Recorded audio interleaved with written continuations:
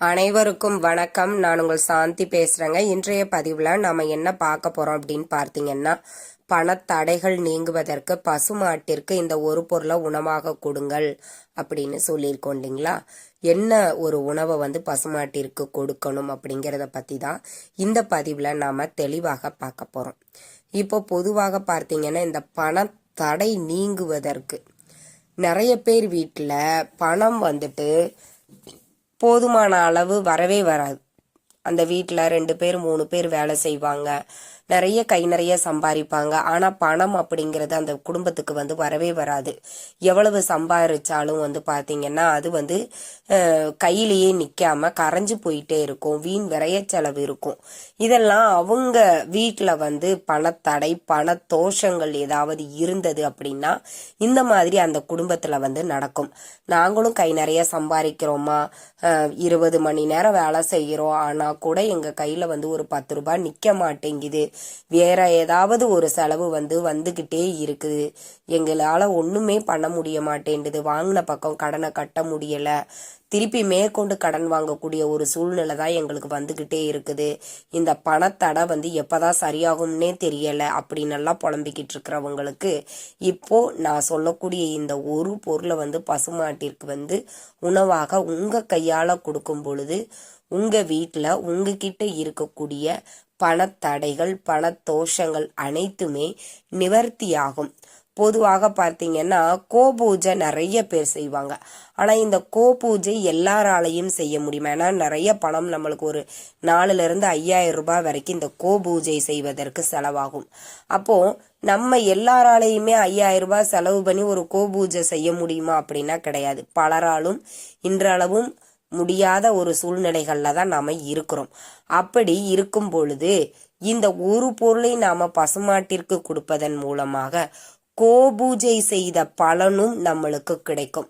இந்த கோமாதா கிட்ட எல்லா செல்வ வளங்களும் 16 வகையான செல்வங்களும் 33 கோடி தேவர்களும் வாசம் செய்வதாக ஐதீகம்.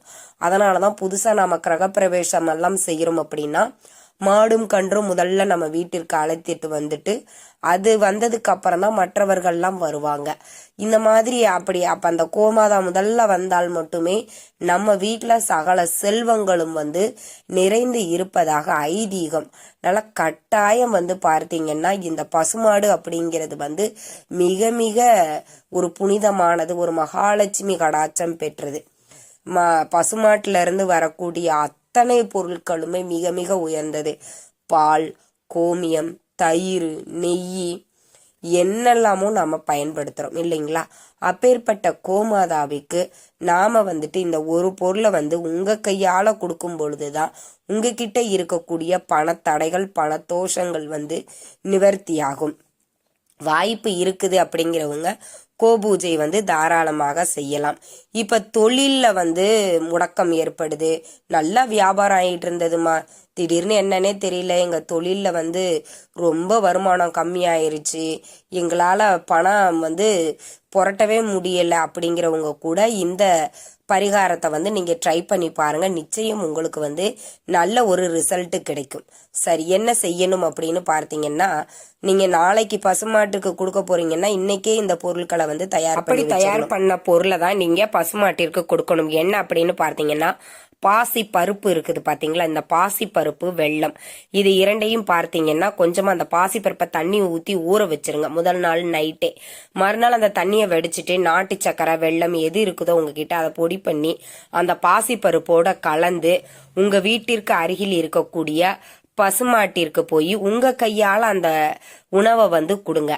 ரொம்ப பயமா இருக்குது அப்படிங்கிறவங்க மாட்டுக்காரங்க கிட்ட கொடுத்துடலாமா அப்படின்னு கேட்பீங்க.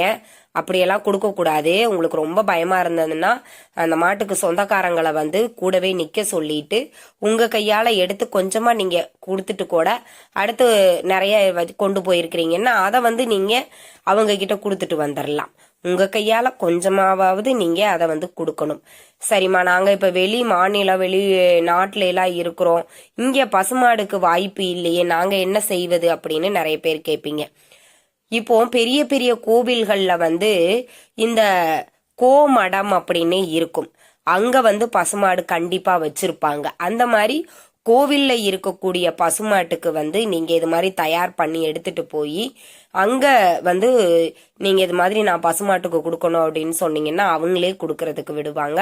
அப்படி கூட நீங்க பசுமாட்டுக்கு வந்து இந்த பொருளை வந்து கொடுத்துட்டே வாங்க. இதை வந்து எந்த நாள்ல நாம கொடுக்கலாம் அப்படின்னு பார்த்தீங்கன்னா எந்த நாள் வேணாலும் கொடுக்கலாம். இதற்கு கிழமை அப்படிங்கிறது பெரிய விஷயமே கிடையாது.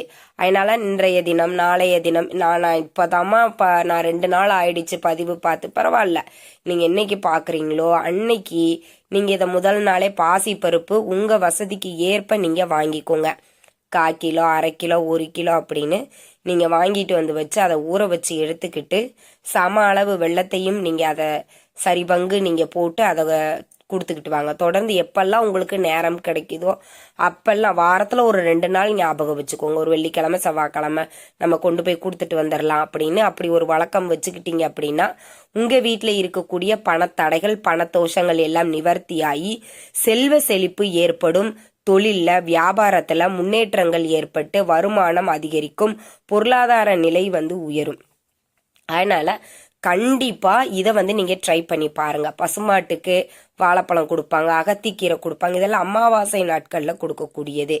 நீங்க வந்து மற்ற நாட்கள்ல இந்த பாசிப்பருப்பையும் வெள்ளத்தையும் கலந்து பசுமாட்டுக்கு உணவாக கொடுக்கும் பொழுது நிச்சயம் செல்வ செழிப்பு அப்படிங்கிறது நம்ம வீடுகள்ல இருக்கக்கூடிய பணத்தடைகள் பணத்தோஷங்கள் அனைத்துமே நிவர்த்தி ஆகிவிடும் அப்படிங்கிறது ஐதீகம். வாய்ப்பு இருக்குது, நாங்க கொஞ்சம் வசதியாதாம்மா இருக்கிறோம், ஆனா ஒரு தொழில் செஞ்சுட்டு இருக்கோம், அந்த தொழில்ல வந்து ரொம்ப நஷ்டமாகிக்கிட்டே இருக்குது அப்படிங்கிறவங்க வாரம் முழுவதும் தினமும் உங்களுக்கு வாய்ப்பு கிடைக்கிறவங்க அதை பயன்படுத்திக்கோங்க. இல்ல வாரத்துல ஒரு 2 நாள் ஆவது கண்டிப்பா நீங்க கோமாதாவிற்கு இந்த பொருளை நீங்க உணவாக கொடுக்கும் பொழுது செல்வ வளம் அதிகரிப்பதை நீங்க கண்கூடா பார்க்கலாம். பணம் எந்நேரமும் உங்க கையில வந்து இருந்துகிட்டே இருக்கும். பணம் சம்பந்தப்பட்ட பிரச்சனைகள் எதுவுமே உங்களுக்கு வராது. அதனாலதான் ஒவ்வொரு வெள்ளிக்கிழமையுமே பார்த்தீங்கன்னா இந்த கோபூஜை வந்து பெரிய பெரிய கோவில்கள்லாம் வந்து செய்வாங்க. அதுக்குத்தான் கோமடம் அப்படின்னு அவங்க தனியா வச்சிருப்பாங்க. நிறைய உணவுகள் வந்து மாட்டிற்கு தேவையானதை வாங்கி கொடுப்பாங்க. அப்படி நீங்க ஏதாவது ஒரு நாளை தேர்வு செய்து கொண்டு இந்த ஒரு எளிய பொருளை வந்து உணவாக கொடுங்க. இது வந்து எல்லாராலையும் செய்யக்கூடிய எளிமையான பொருள் தான்.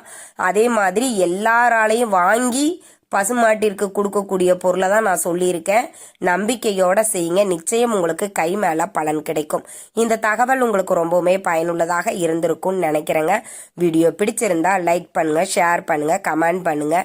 இந்த பதிவை உங்களுடைய உற்றார் உறவினர்கள் நண்பர்களுக்கும் ஷேர் பண்ணுங்க. அவங்களும் பார்த்து பயன்பெறட்டும். நன்றி, வணக்கம்.